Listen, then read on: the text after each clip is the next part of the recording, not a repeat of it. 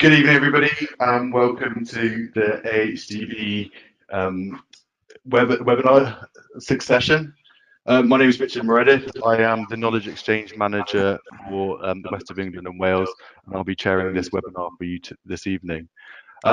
Just to set the scene, I'm sat in the NFU Hereford office with our speakers tonight, Heather Wildman and Russell Price, who will be introducing themselves in a moment.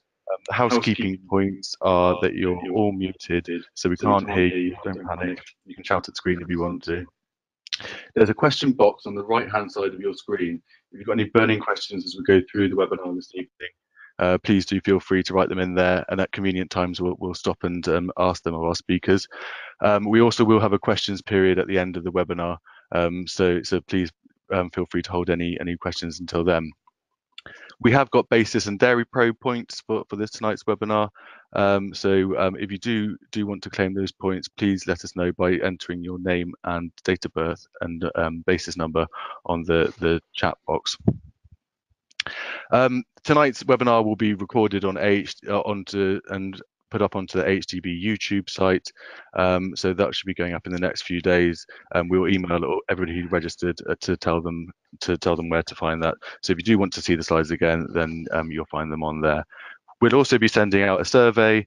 The survey is just to help us get a bit of feedback. We'd love to know what you'd like from future webinars. So please don't hold back on ideas of what you'd like to see going forward. So I mentioned I sat with Heather and Russell. Heather I've known for a long time now. She was a previous employee of HDB many years ago. Got to know about then, and we do a lot of work together on the ground. She's done Herefordshire at the moment, delivering some succession workshops for myself. And sat next to on the other side of me is Russell Price. Russell's a Hereford monitor farmer. He's just concluded his first year of the 3-year tenure. And so this is our first webinar of the three of us together tonight, the dream team. We're nervous actually going into this and hoping that nothing goes wrong with the technology, but we hope we've got a good webinar this evening. Succession is a huge topic to cover, and we don't propose in the next hour that we're going to be able to give all the answers, but we hope that we can give you some advice and tips and have a bit of discussion along the way, and that's what Russell's here for, to bring a bit of life to the topic for us. Heather, without further ado, thank you very much for undertaking this, and I'll hand it over to you to start the webinar. Good evening. Thank you, Richard, for inviting me here. And good evening, ladies and gentlemen. I'm Heather Wildman, Managing Director for Cereals Associates. I save asses and kick asses in a really crude way, and I wish I did look like that, but thankfully it is not live. My business is about staff management, motivation, leadership skills, and family facilitation and succession, and I'm really looking forward to this session this evening. Good evening, ladies and gentlemen. I'm Russell Price, Herefordshire Monitor Farmers, Managing Director of Russell Price Farm Services, a fairly complex, diverse farming business, not just farming, but contracting and machinery sales. I'm very grateful for Richard asking me to come and talk here this evening, because succession is something that, now I've reached the grand age of 50, is something that I need to be considering. I'm probably a great person to talk about succession, because it's something that really I haven't thought about, but it's something that's affected my life, farmer, quite a lot. So I'm really looking forward to talking about this mammoth subject, which I'm sure we're only going to scratch the surface of in an hour. But it's very powerful and very emotional, and I'm looking forward to hearing what Heather has to say about why farmers find succession so difficult.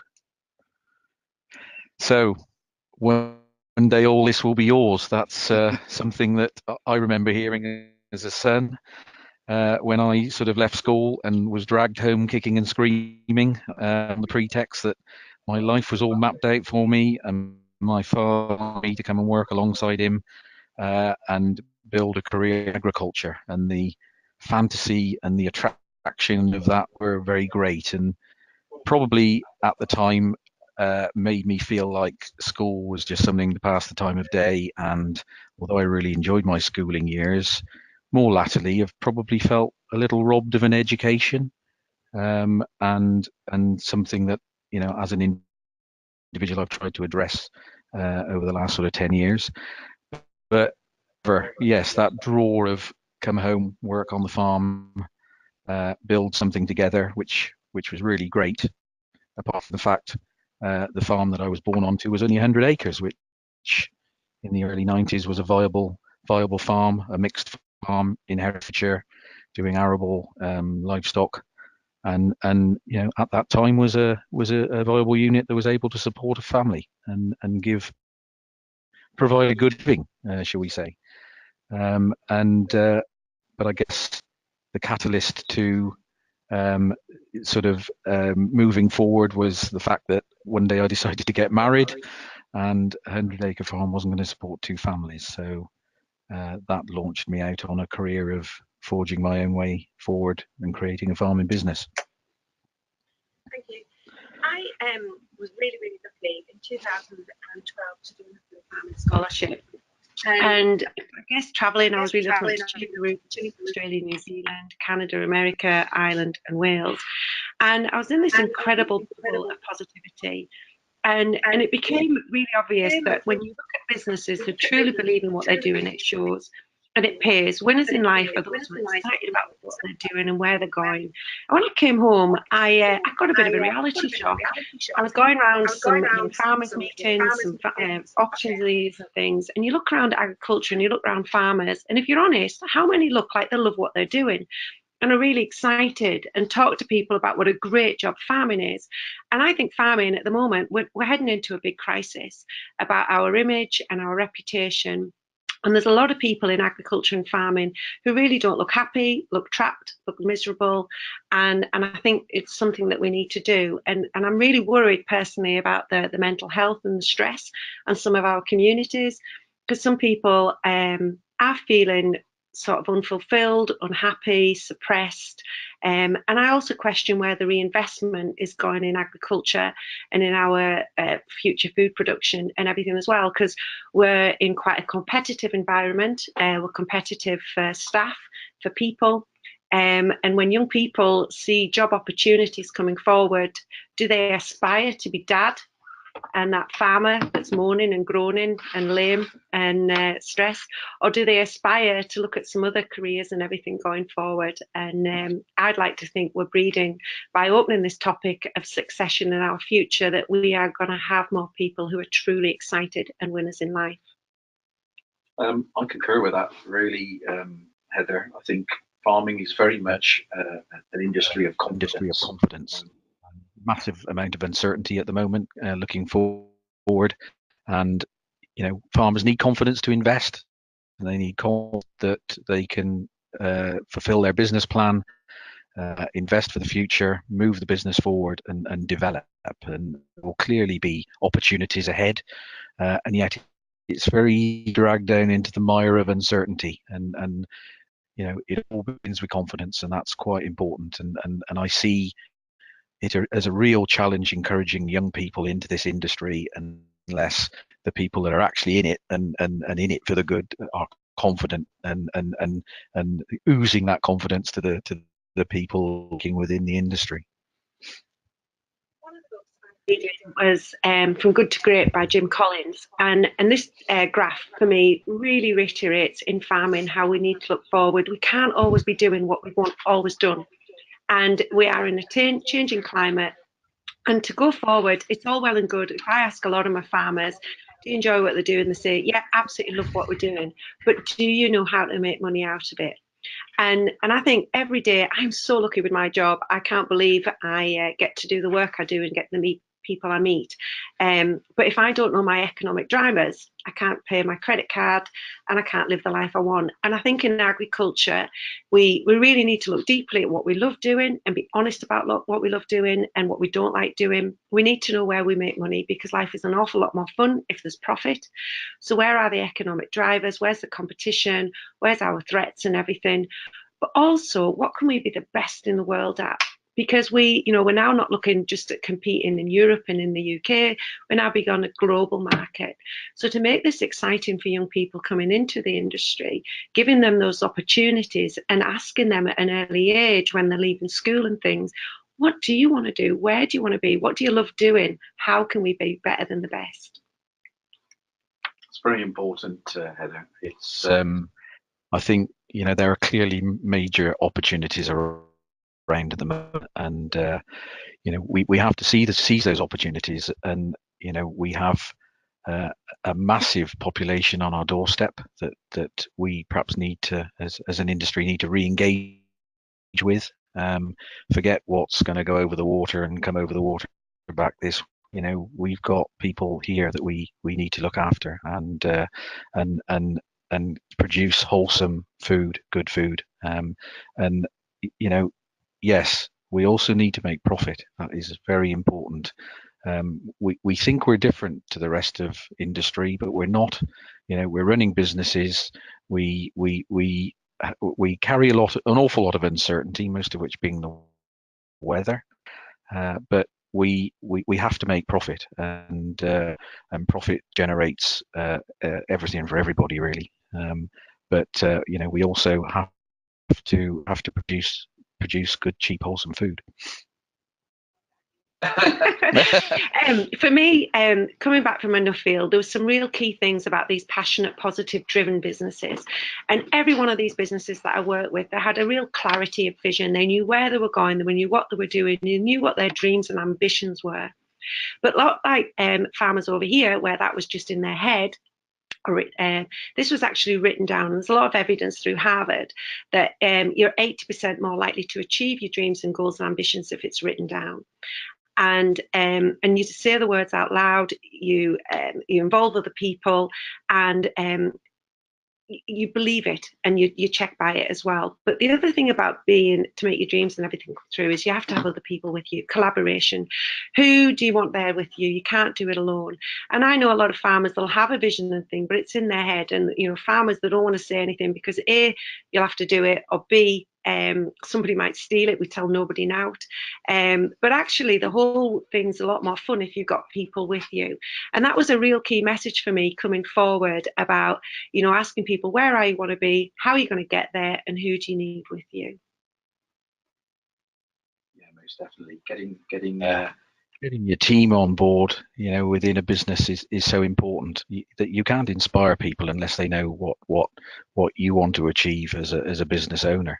And communication is everything. I don't know why farmers find it so hard to sort of talk about these thorny subjects, these taboo subjects, talk about emotions even. We are not good as an industry of opening ourselves up to talk about how we feel and what we want.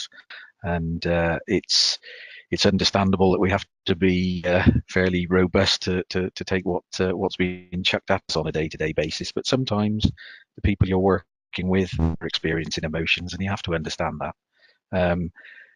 The journey is far more pleasurable with people that are working alongside you with similar drive and determination. And it's been great. Today, Heather has spent some time with my business, talking to my staff and my children who are working within the business, and it's been really rewarding to understand, how people perceive the bigger picture. What I tend to find is I'm really, really lucky with my business. I do staff management and motivation, which thank you, Russell, for inviting me to meet your team today. I also do some leadership and coaching and everything when I set off my business. And what I was finding going forward, I was getting drawn more and more into families asking me about succession.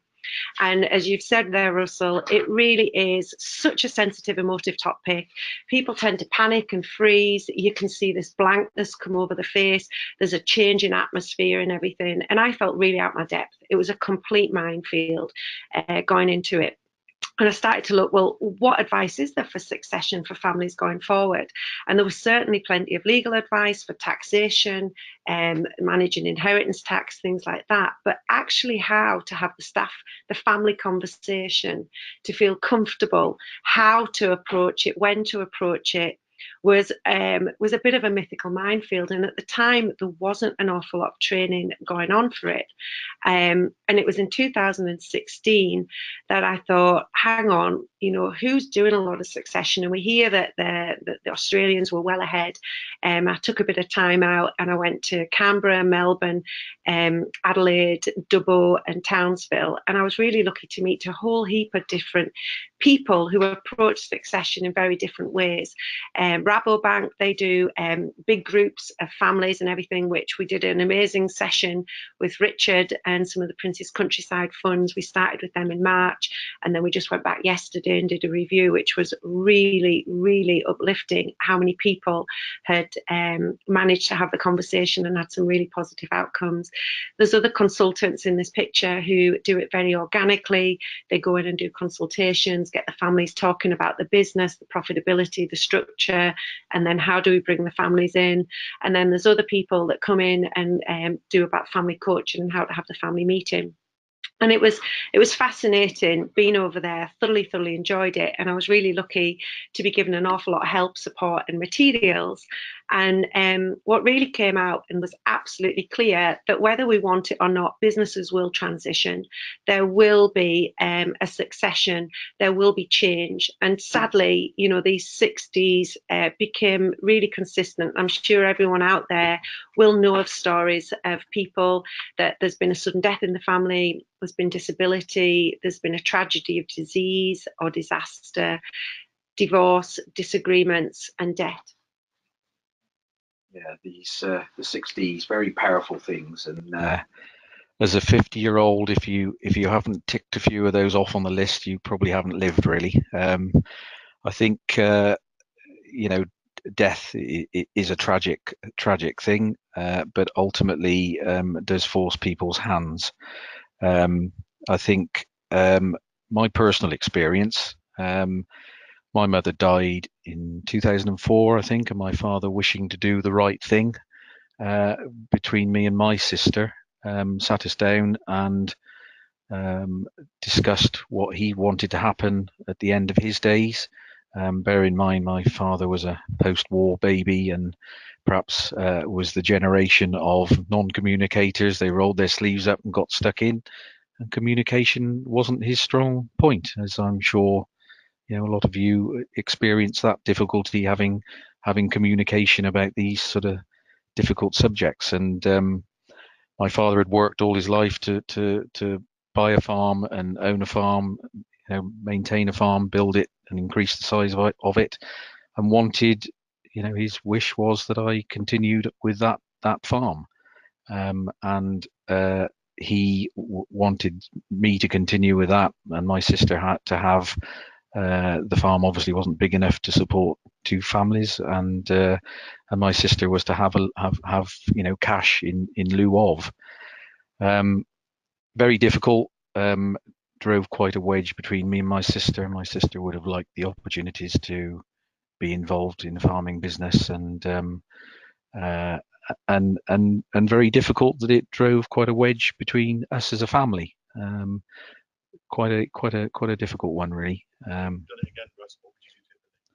I think there needs to be a consultation process. Heather here is the expert, and Heather has got the hopefully the recipe for the best way to go about these things. But when you have at the end of the day, I guess it's the asset holders' wishes to do what they wish to do, but you have to be aware that people are human beings and have personal feelings, and I guess it's a case of discussing everything and getting things out on the table, and that's not very easy between the individuals concerned. It's sometimes very easy to have a third party to facilitate that. I mean, at the end of the day, a lot of succession planning is usually business based via solicitors, accountants, maybe even bank managers.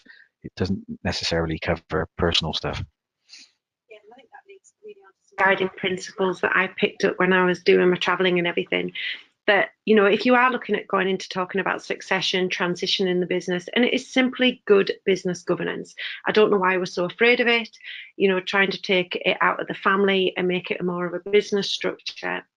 and that we need to recognise, if we're going to do it, that every business is completely unique.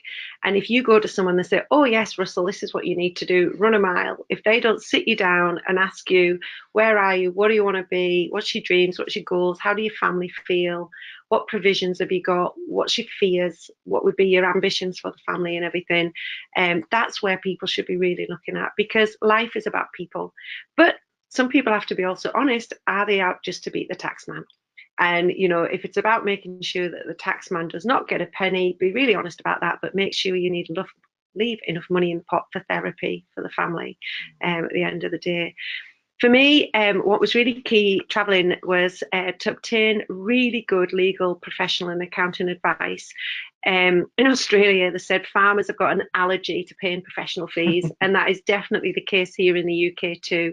They really resent professional fees, but I tell you what, by getting that first or second opinion could be the best advice you get. And you really do need to know someone that cares about you, cares about your business, but really understands agriculture as well. And it's about you deciding what's right for the family, and then get the right professionals to put it all in place. And there are people out there. Communicating openly with the family members and professionals, this vision and communication, you know, if you've got a big dream and ambition, being able to share that with people and your family, but also those around you, makes it happen a lot more naturally. Accountants, land agents, bank managers, consultants, they need to know what you want and they will help you. But also, you've just highlighted it earlier, recognising the differences in generation values within the family and everything as well. Yeah, that generational thing is quite important. It's knowing when to address these things.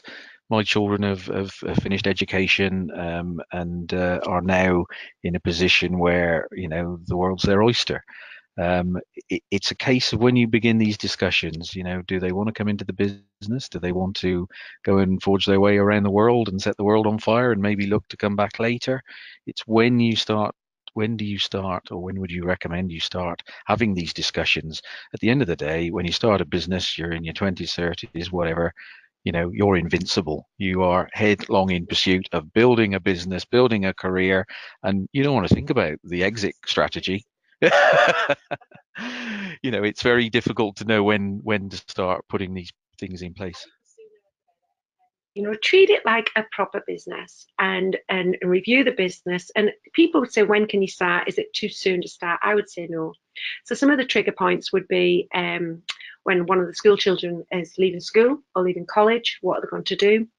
When there's a marriage, when there's a birth, when there's an illness, when there's a retirement, or when there's a fallout. They would all be trigger points that I think something needs to be done.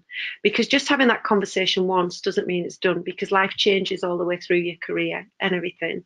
And what I would really, really love to see is that children come in wanting to come back into the business. We looked at the business and said, where do you fit into the business? What is the business model? Is the business viable? And where do you see yourself within the business? And give them some clarity, give them job descriptions, give them some terms of contract, what is included in their salary and in their pay and what is not. And do you know what they really want? And if they do tell you, and they're honest enough to tell you, because a lot of children, it's when who starts a conversation? Is it the children that starts the conversation, or is it the parents? A lot of parents are really worried about making the kids feel trapped, and they know the business is going to be struggle. They know how hard it's been. You know, they want them maybe to go and try and build other careers and everything. And then sometimes the kids are desperate to come back and want to know, but they don't want to sound grabby and don't want to sound like they're pushing mum and dad out. But for me, the time to start it is before they're, you know, it's time, tone and language, but it's before there's financial issues, it's before there's fallout, and before there's health issues. And you can have a bit of fun with it and be quite honest and say to people, do you know what you want? You know, and you can say to the kids, and the kids can say, Dad, come on, do you know what you want? But then once people have said what they want, you have to be really ready to make the change. And it's not going to be easy. And it could be difficult. And there could be some quite difficult conversations and times ahead. But you have to be committed to it, because once you've opened it, it's then driving it through. Have a realistic time frame in mind. Some families are very, very complex, particularly if we're splitting a partnership agreement, or we're looking to pay somebody out. It can be really, really complex, and it can take quite a long time of planning. So the sooner it's brought up, we can then put some messages in places, whether we take out insurances, whether someone maybe leaves the business for 10 years, comes back because they can't work together, they can go off, get the experience, and then come back. And that also gives dad time to build up some savings, or gives the child time to build up some savings to buy into the business. I think with any business and with any partnership, when you're coming into it, you should have an exit strategy, because we all want everything to be successful and to be great, but we're the best one in the world. Sometimes it isn't, and sometimes we change our mind. Something that was working for us for 15, 20, 30 years suddenly isn't. So how do we break that partnership? How do we get out of it without damaging the business? But also, I even say to some of my young farmers when I'm working in leadership programs and they're at 20, I ask them, what's your retirement plan? And they say, oh, come on, Heather, I'm not as old as you. I think, trust me, you'll get to my age quicker than you think. So think with the end in mind. When do you think you'll retire? Will it be 50? Will it be 60? Will it be 80? And how much will you need? And have you done the numbers, and what is the reality? I am shocked and appalled at how many people are really excited. Dad's giving me the partnership. And I ask them, what are you a partner of? And is the business viable? And, and where's your future? And they say, oh my God, I don't know. So before you enter into anything, you need to know the facts. You need to know where the business is, what's the accounts, what's your profit, what's your performance, what's your production, what's your opportunities, what's the savings, what's the liabilities. It blows me away how many folk think they've got a wonderful legacy coming forward, but actually it's leverage right to the hilt, and they're just putting a noose around the neck. So know about that. And that's a difficult conversation, particularly if a business isn't doing very well, because sometimes the best option might be for the young people to say thank you, but no thank you, and to walk away and to sell the business, which is a difficult decision. But, how are you going to discuss this with your family? But that's great. I mean, having open, frank discussions, getting all the cards on the table so everybody can consider the options. And I think it's wonderful that you say it can be fun, exploring the options.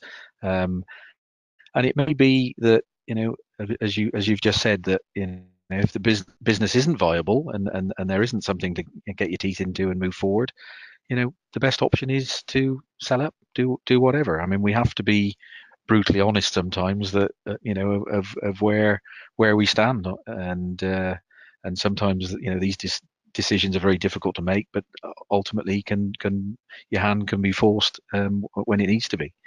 Yeah, and I think this came out yesterday beautifully. There was a dad and he had two daughters, and he worked really, really hard to have his business. And he just assumed, because one daughter, they were both in professional careers, and he just assumed they would want to take on the professional careers, and he had the farm to sell.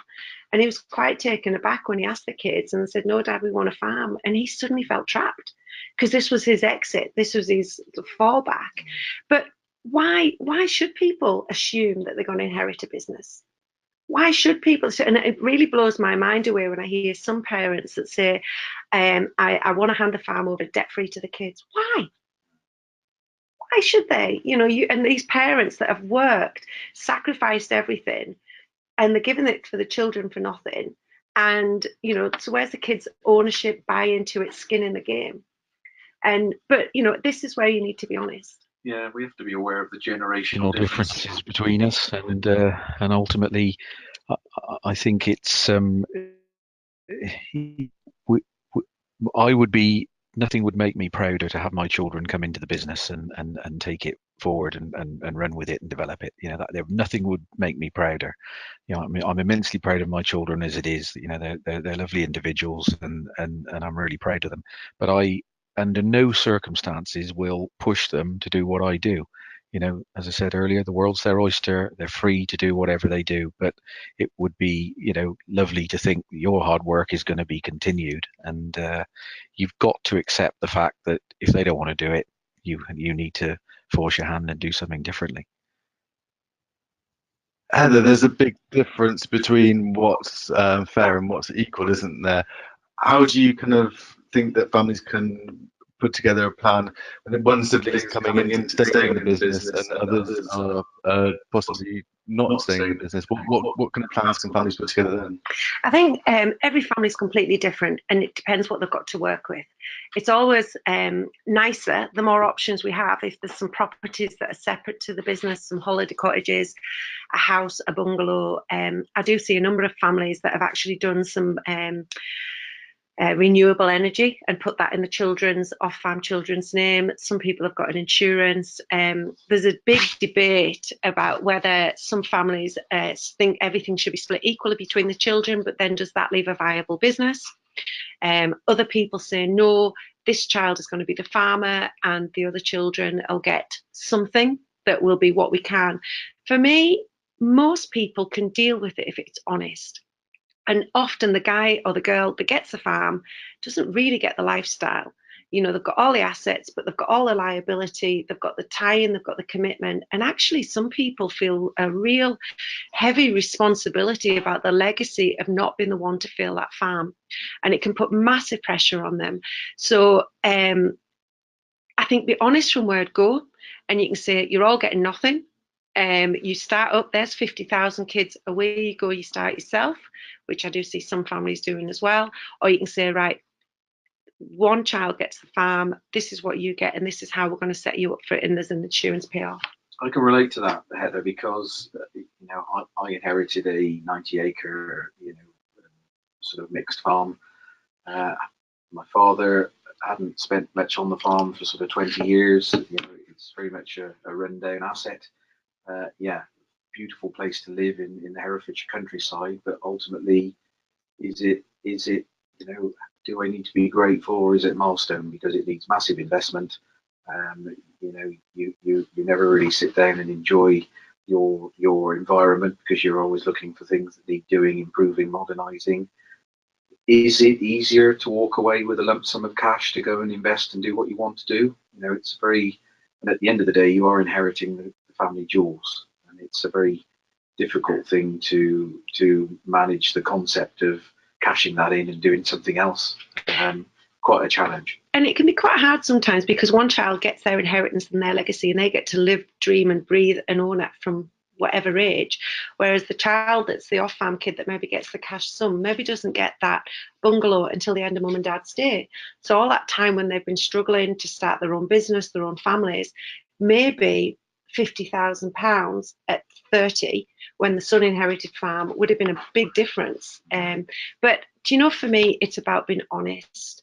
And most families, if you can say it now when there isn't the pressure, your kids are young, they know what they're going to get, they know what they're coming forward, that they can go off, I'm going to work till I'm 55, then I want someone to take over the business. They can say, well, Dad, I'm not ready to take it at that age. You can say, well, somebody needs to.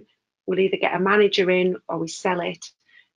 What I am blown away with now is there's a number of businesses, quite big businesses, that mum and dad have done an awful lot of work to grow and develop, given a lot of sacrifices, significant enterprises. And they're saying, right, kids, we're ready to step back. And the kids are going, no, thank you. This is not what we want. We've seen the cost, we've seen the sacrifice, we've seen the lifestyle, we've seen how miserable and grumpy you've been. We do not want to be that. I actually want to finish at 5 o'clock on a Friday night. I want to go and play cricket. I want to take the kids to the sport. I want to have a life. And there's a real hurt and disappointment from the parents. But I think that's still an opportunity. Thank God they've had that conversation. What a great opportunity then for that farm, for a share farmer to come in, for a young person to come in, be an equity partner in that business, have a really good role model, a really good mentor, be there for 5 or 10 years and spring on to the next step. But that farm is still secure for possibly those children, maybe in 10 years' time, to think, hang on, I really want a farm now, I'm ready for it, or the grandkids want to. Timing's everything, isn't it, really? And it's sort of it would be lovely to have that retirement plan and just walk away stage right, but ultimately there is a period of induction. But I think I've heard a lot of farmers say that, my son wants to go to the city, he wants to do this, he wants to do that, he doesn't want to farm.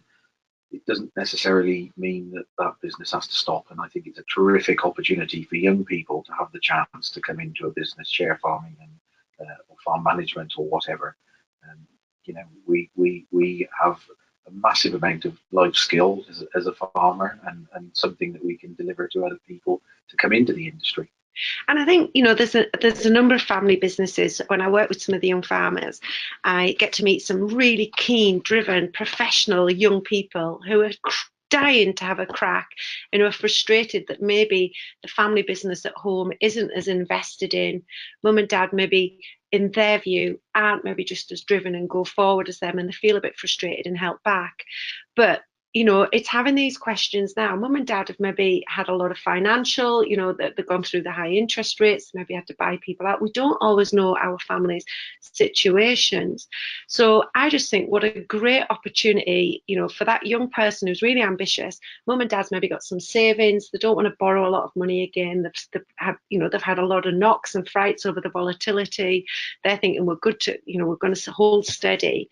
What if we connected these young people with these farms that didn't have succession, and we tried to do some sort of connection? I know it's happening in Northern Ireland, and I think it would be great to see it here, but this all comes down to asking these questions, sitting down and being really honest with yourself, both as the parent and as the kids. And I think, after supper one night, when you ask time, tone and language and when to have the conversation, look at when is a really bad time. Don't have this conversation when you're moving cattle.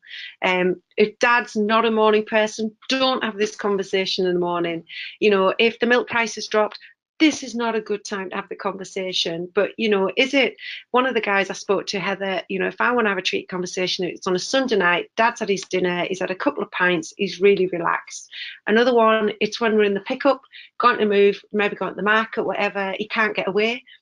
You can't avoid the topic, so it's knowing when to have the conversations. But it's some really simple things. What are your dreams, dad, or a daughter, son? What are your dreams? What do you want to have? Because not everybody wants to be the biggest, the best. Some people just want to have a really nice lifestyle. They want to be on the family farm. They want to be able to come home, see the kids every day. And that's great. But other people, they want to be the biggest, the best. They're really competitive. So it's managing those different alignments. What do you want to do? And, some people want to be a farmer and some people genuinely don't. They can think of nothing worse. We want to be business people.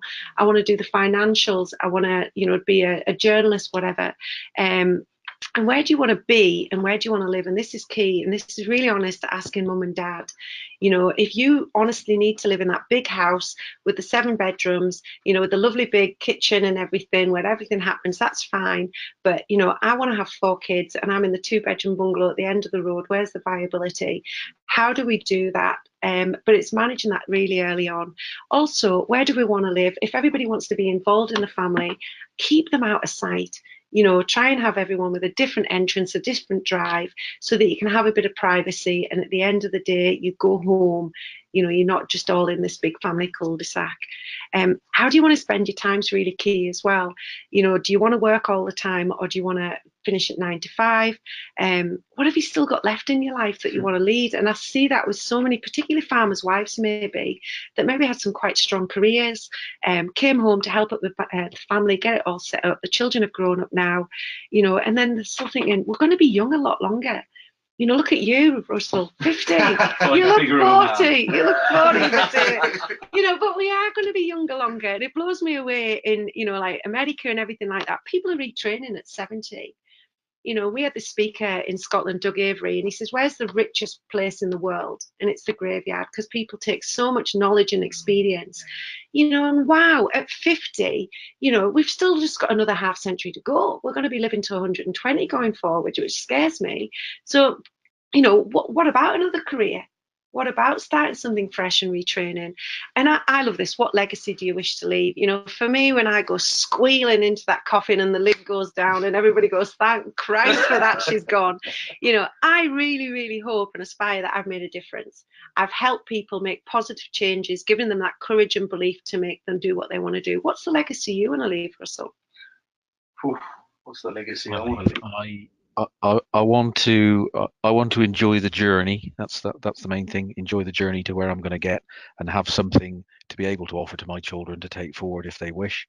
But I don't want to stop there. I would like a second career, albeit I would love to be involved in the industry doing something else. But I would also really value the ability to nurture my children and install some of that knowledge that I don't want to take to the graveyard. So there's still life, still hope for you that Russell time. Heather, I've got a question for you. How important is engaging with professional support for when going through having these discussions, be it your accountant, your solicitor? Where do they play a role in all this? They play a huge role in it, and it's some families can manage to roll things out pretty smoothly themselves. They're in a really good place and everything. Other people, to be able to have that grown up level conversation, to be really open and honest, to remain calm and to keep it professional, do need an independent facilitator in the room. A, to keep us to topic, so we don't go off and we don't build up grudges. B, to make sure that there's the outcome and there's some real clear timelines, roles and responsibilities and action points, who's going to do it. But then we need the professionals in for the accountant, to how it's going to happen, what are the implications, what's the best structure, a financial planner, because the sooner we start with this, we can start putting savings in place, looking at different business opportunities.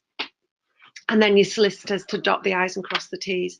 But I think, first of all, you really need to get the family 100% on board. And we've got a bit of a checklist coming forward.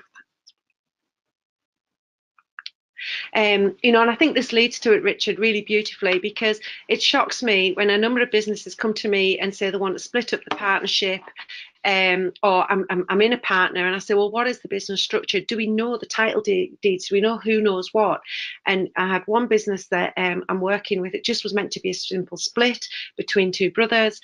There was 5 businesses. Actually, only one was in the partnership agreement. The rest were just in mum and dad's name. So that is then going to have inheritance tax duties and stuff going forward as the change in the assets. So it's quite complex and it can take a wee bit of time. And also a number of kids with grants and things were maybe given a partnership, but what are they a partner of? Are they a partner of the fixed assets, which is the house and the land and everything? Or are they a part of the movable, which is the stock and the machinery and everything as well? And a big part is knowing your tenancy and your contract farming agreements and having them handy, particularly if there's been a really sudden death, is, because it's quite a short-term notice that you need to give the landlord if there has been a change. And prenups is something that I'm getting asked more and more about. And I was shocked at one meeting I was speaking to, and she said, oh my God, Heather, I work as a solicitor. And this farmer came in the other week, and his son was getting married next week, and he wanted a prenup brought out because he started to get a bit itchy about the security of the business. I was like, no way, they don't actually do that. And she says, you would be surprised how many people, the month before the wedding start thinking, hang on, how do we secure this business? Which personally I feel is absolutely appalling. As a daughter-in-law, if you ever wondered how you were going to get on with your in-laws, you sure as hell knew then. But on that point, if you are worried, because businesses are big now, they're complex, there's a lot of risk involved there. And I don't see there's any issue if you did want your children to have a prenuptial agreement to any partner they brought into the business, but have that early on, ideally, before young farmers, so that, young Richard here knows anyone that goes out with Richard Meredith has to sign a prenup. And it'll become a bit of a joke, but it's just fine. And it's not personal then. But there is other ways of protecting the business, but that is something we are definitely seeing more and more, that people are questioning and doubting the new son and daughter's partners. What will they take from my business? Very difficult subject, really, isn't it? When you're mixing love and business, I don't think the two mix particularly well. But I mean, what are we? Average age of the farmer now is 60. This worry of children marrying and that are in the business, and the risk of losing an element of the crown jewels, is that a problem? A problem within a lot of businesses you talk to? Do you feel? And it's called the Inlaw Syndrome. And everything was fine till the daughter-in-law came along, and then everything sort of went to pot. But to be honest, if a good structure had been put in place with agreements, and if we start thinking of family businesses as professional business organizations, clear roles and responsibilities, ownership agreements, what is actually part of your contract? Do you get a new kitchen? Do you get you know, your holidays, your time off, the days you get paid, is your pay representative to the hours and the seniority that you are in the business, or are you still on the £800 pocket money that you were on when you were 22? And that's fine, because a lot of businesses, they can't afford to pay what they should be, 25, 30,000 a year. But why not make that as a reflection of moving it into the shares and the ownership? If there's one message you get from this, is, you know, have you got an up-to-date will, and have you got power of attorneys in place? Russell, tell me you have. I have a will in place. It needs reviewing. Yes, that's on my hit list of things to do this winter. Power of attorney, not strictly speaking. I think the catalyst usually for that. Is that Well, yes or no? the business would continue. I have people that can make payments and run the business effectively. But have they got the power of attorney to do that? So no, they can't. No. Legally, no. But you know, how many people do have that in place until something happens? Is that usually the catalyst? Something happens, and then it. Or you hear about somebody that has happened to, and I think it is really important. And people tell me, oh, it's difficult to do a will. Yes, it is, but actually, you know, it is so much a peace of mind having it in place, and it's as difficult as you want to make it, and you can have a bit of fun with it, leaving legacies, because we struggle personally that, you know, if we died, that was going to be pretty hard, but we could kind of cope with that. But what happened if all four of us died? And that's when we froze. But then when I was doing the Young Farmers Cultivating Leaders, I thought, I can't practice this and preach to these young farmers to have it in place if we haven't. So I just spoke to a solicitor. I says, what do I need to do? She gave me some headings. And when you take the emotion out of it, which is all about this, remove the emotion and just think, what would happen and how would I like things? I had a lot of fun. And you can leave legacies and everything as well.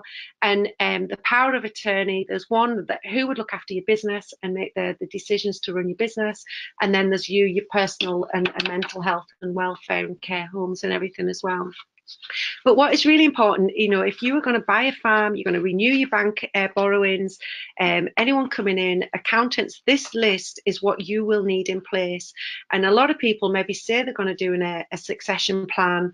They go into the accountants and they say, oh, you need this and this, and they're like backing out the door saying, oh my God, this is difficult. Brace yourself. They will take a bit of work, but you know, you can do this. So have all your information handy, and there's nothing worse than when someone dies suddenly and we don't know where things are.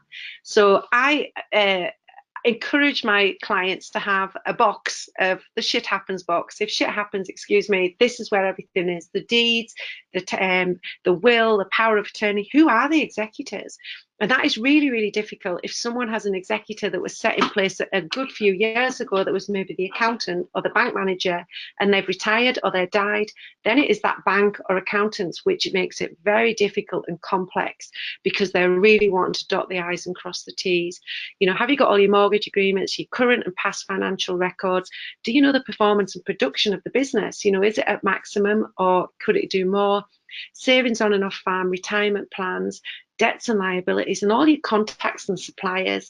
And for me, I've got a number of clients I work with that run really complex businesses, and they keep all of this in their head. And that is terrifying for wives, for partners, and actually for lenders. So I really encourage a lot of my clients to start a Howto Manual. How to run this business if I'm not here, you know. So you'd have your governance, so where all your bank's borrowings, when you if you've got tenants, if you've got landlords, if you've got land agents, you know, all these professionals, who are they, what are they, what's the telephone numbers, what's the contact, passwords. I asked one client, you know, where's all your passwords and everything, and one farmer said, it's just there, Heather, right beside the computer, which is great, but maybe, yeah, on a post-it note. But, you know, that can be really difficult, particularly getting into your IACS, your cattle movements, all these different things, and then how to break down the business. If you've got stock, if you've got sheep, you've got cattle, you've got dairy, you've got arable, break it all down, and then it's liberating, so that then when you go on holiday you can be relaxed. But because accidents happen, people get a virus that can give them amnesia, they can't remember anything. You know, it is crazy. It's not just the red wine that gives that, but it's just good governance.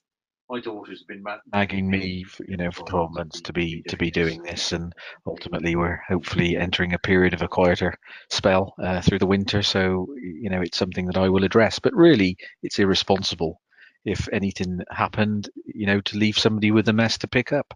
I think the Howto Manual is something that every business should adopt, because we are very guilty of carrying everything up in our own head, and it's giving somebody else that knowledge to do what we do. I'm just a little worried Lucy's putting something in my tea. Perhaps that's why she's nagging me to get myself sorted.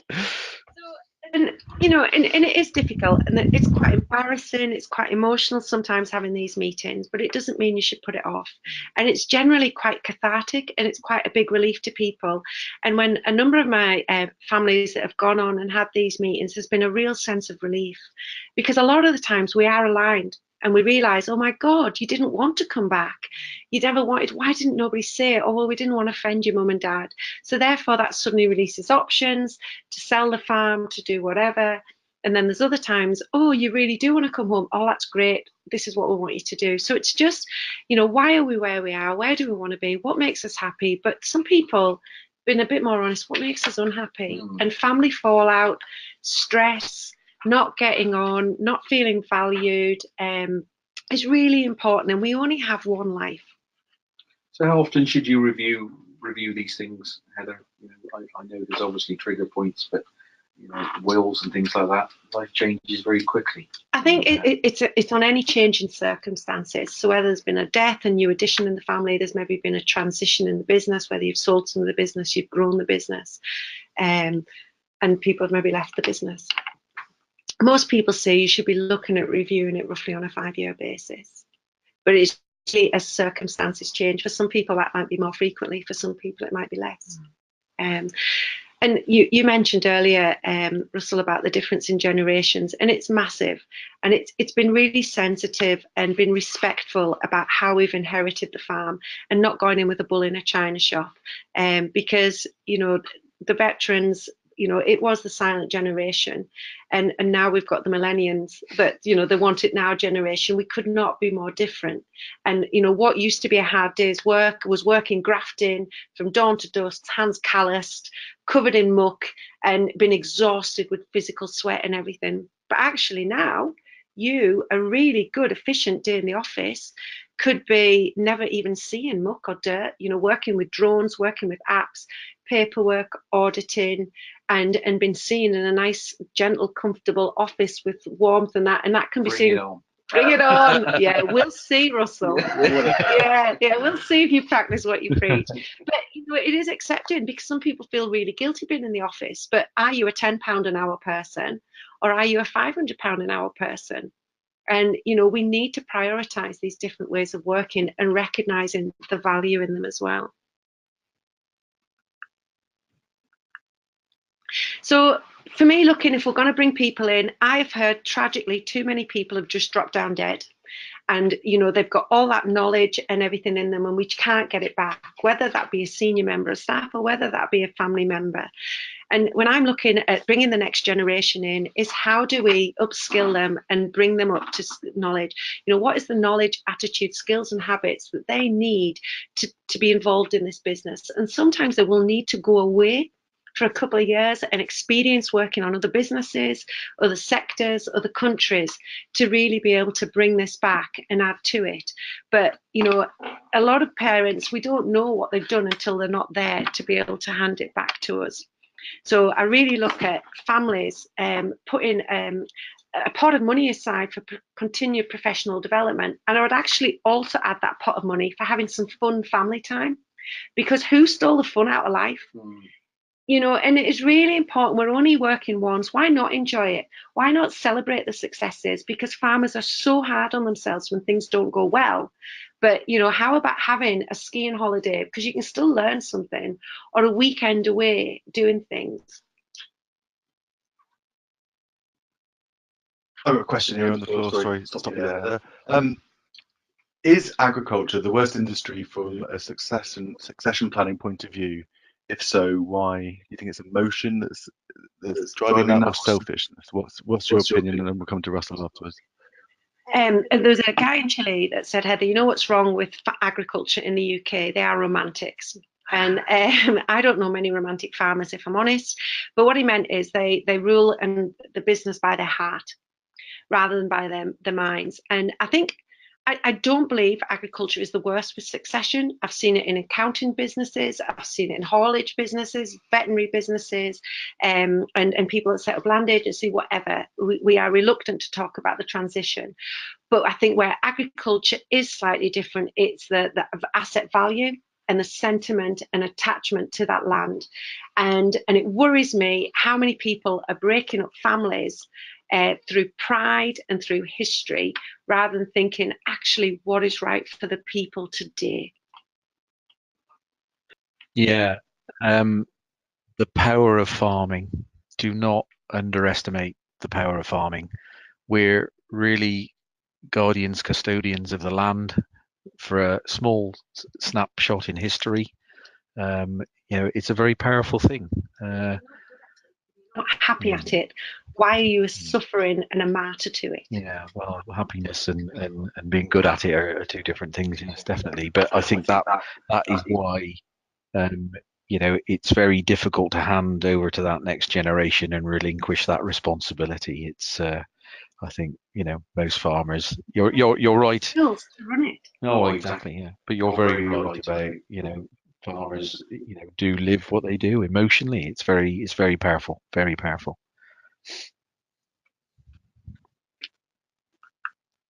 So sort of summing up a wee bit, reverse budgeting. This is questions I would ask everybody. Russell, when will you retire and leave the business? What provisions? Would be very, very nice. Yeah, I don't believe that for a minute. What provisions have you got to live off, and how much money will you need? And be really honest with that. Some people think, that they're not getting much of an income from the farm, but it's amazing how many hidden costs: heating, oil, fuel, entrance into shows, insurances, all these kind of dog food. It's surprising how many, maybe some meat and different things.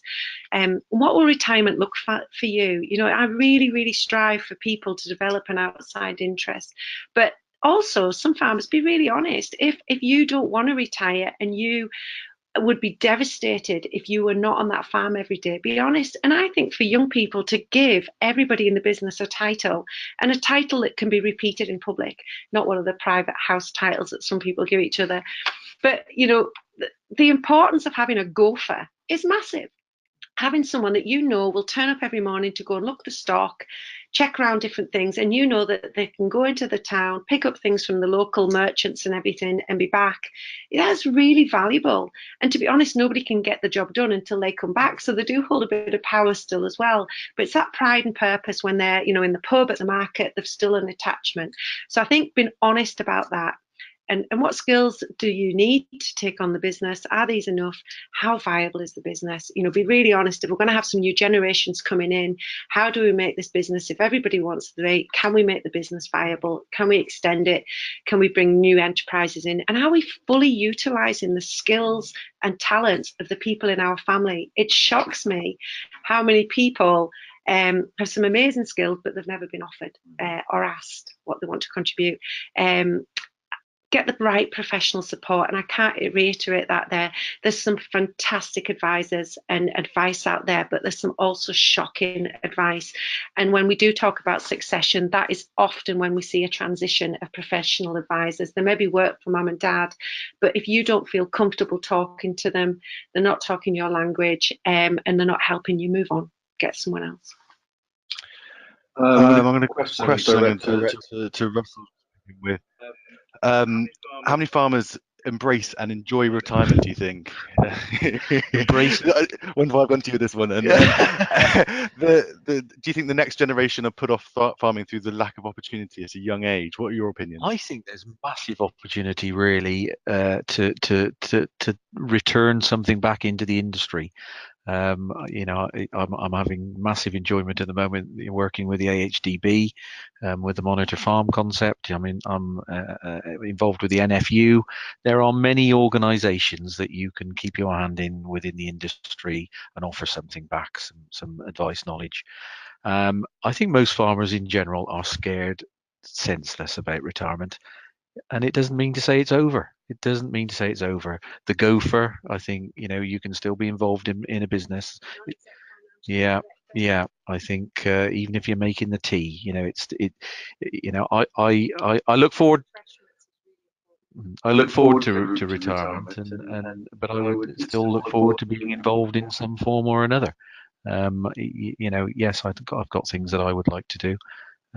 It's and it's been really rewarding for me having my children working in the business more recently, just seeing how they think differently, and how you know, different advice that they come forward with, different ways of doing things, and that's really refreshing.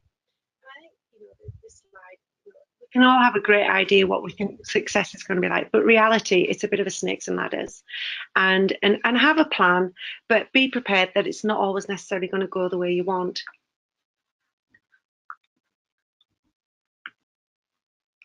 And also, for me, it's really, really important. Who have you got surrounding you? You know, have you got people that bring out the best in you and the stress in you? And I think it's tragic when I go into some family situations and it's toxic. It is nasty, it's bullying, it's controlling, and you just see people suppressed, getting depressed and getting tired. And it takes a very brave individual when that is happening to say, this is not for me. I need to do something, and to have the courage to walk away. But also, it's then, who have you got around you that's going to nurture you, grow you, and having the best advisors and consultants? Because some people, you know, you can have negative people around you in your community, in your pub, and different things. And that's where the beauty of your Monitor Farm discussion groups are really, really important. But for many people I speak to, it's the tragedy that they wish they'd had that conversation with their parents sooner. Agriculture is one of the most dangerous careers out there, with accidents. People go off in the morning fit and well and healthy and don't return home, and they can't go back and ask that question ever again.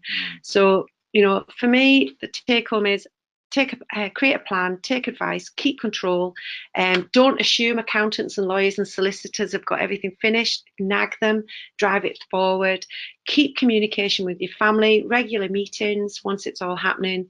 Use a facilitator if the family, you know, can't communicate and drive things over. And a lot of families, they can, but they just talk round and they don't keep putting a finish line in place. And often someone like me, you nag them and they go, oh heck, Heather's coming next week, we better get that done. So at least it puts the deadline in place, because we're always busy, and that meeting is something that can easily get put off. Please look at your wills and power of attorney, look at your company partnership and agreements, but know your numbers and know your options, and start planning sooner than later.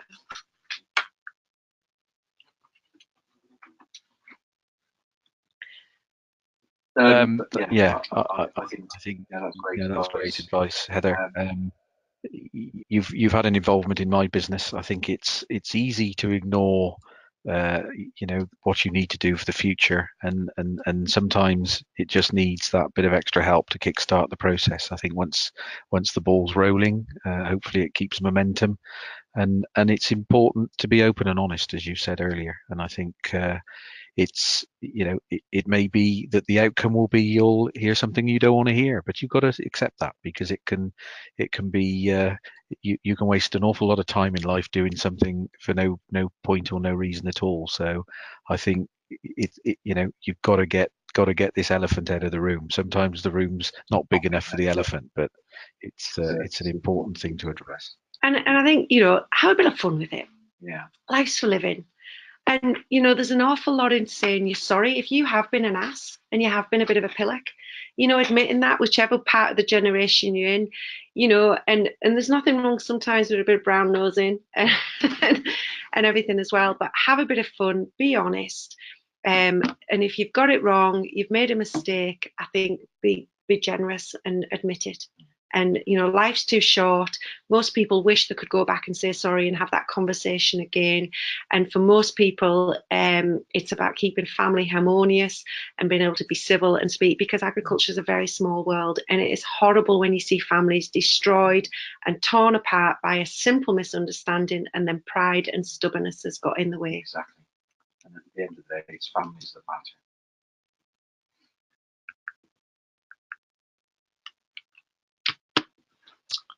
So that brings us to the end. We did it, guys. Well done. I've got a couple of comments on the question board here. Oh dear. Mine's a Merlot. Start with shut up. Yeah, be quiet, Russell. Someone said, yeah, sometimes the room isn't big enough for the elephant. There's a very, very powerful quote there, and take-home message. Well, one person has asked a question. I'm going to come to you with Heather. Said that we want to retire soon, but we will need a retirement house. Should our son, who's inheriting the farm, build us that house? I think that's a conversation with your child. You know, and that's the thing is, you know, is the money there? Is, you know, what is the debt on the farm? What's the liability? Is there other children? But if you need a retirement house and you put all your work into that, yes, I think you should, you know, you should get a package to walk away with. And but it's a conversation you've got to have. Who funds it? Who owns it afterwards? You know, does it need to be then with agricultural tie and everything in it as well? You mentioned the worst case scenario, that things do get bitter, things do get bad. If it gets to that point, what's your advice then? What do you do then? Where do you go? Once you take legal advice, you know, it never really ends well. And I think there comes a point where, when you go to a family and you've fallen out, you can't work together, you need to look at what your options are, speak openly about the options, speak calmly, maybe get someone in the meeting with you, take advice, and just say, look, this is where I am, this is what I want. And sometimes you have to be the bigger person and walk away. And, you know, is it all worth it at the end of the day? Excellent. Thank you, Heather, and thank you, Russell. That takes us to the end of the allotted time, and we have run over a little bit. I apologise, and both of you look ecstatic to finish. Thank you for primarily your openness and honesty tonight.